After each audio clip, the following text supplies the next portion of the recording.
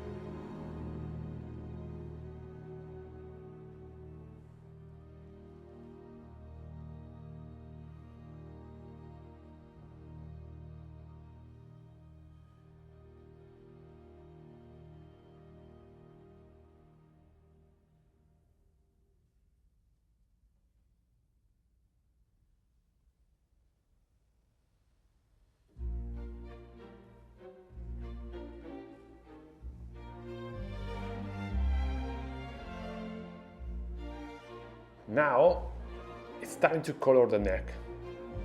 Personally, I prefer to avoid chemical products, especially in this area, because the wood is almost completely bare and it's in constant contact with the musician's hand. Instead, I use water-based stain that I prepare by myself. I don't make them too concentrated. I prefer to build up the color gradually by applying several light coats until I reach the shade I'm looking for. Using stronger chemical products is quite common because it speeds up the process and can produce an attractive color very quickly. However, with a little more time and patience, it's possible to achieve an excellent result using much more natural materials.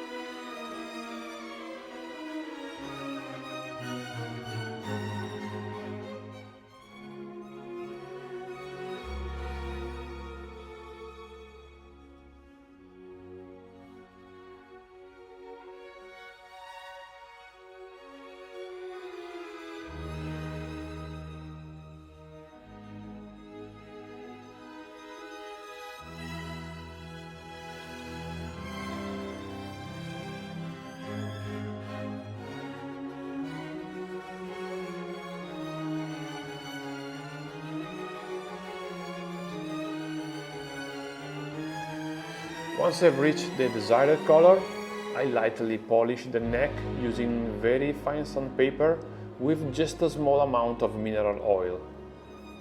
This final step gives the neck smooth, silky feel and prepares it for use. At this point, the work is complete.